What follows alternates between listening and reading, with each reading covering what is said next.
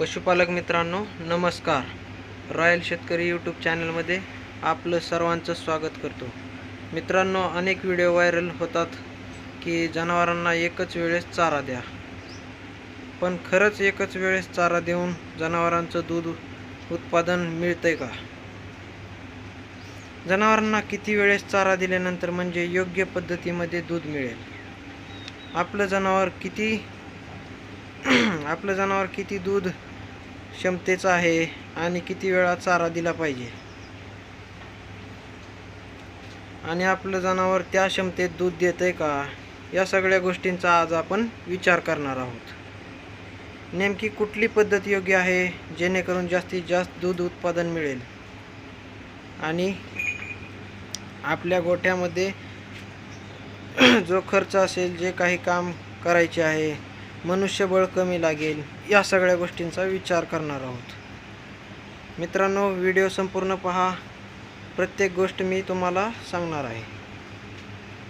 Video जर आवडला तर लाईक, शेअर करा आणि सबस्क्राईब करा. तर व्हिडिओला सुरुवात करूया.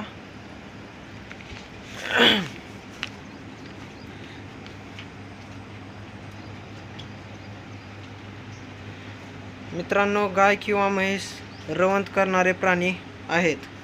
रवंथ करणारे प्राणी म्हणजे जनावरे मोठ्या प्रमाणात एकदाच चारा खाऊन पोटामध्ये साठवतात. साठवलेल्या चाऱ्याचा किण्वन प्रक्रिया होते, अर्थात फर्मेंटेशन होतं.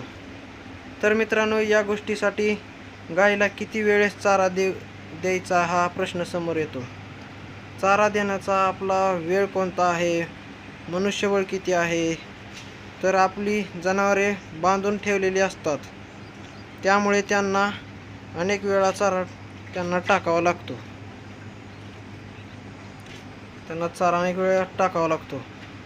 तर गायींना सकाळी दूध काढल्यानंतर चारा देतात आणि 4 वाजता एकदा देतात.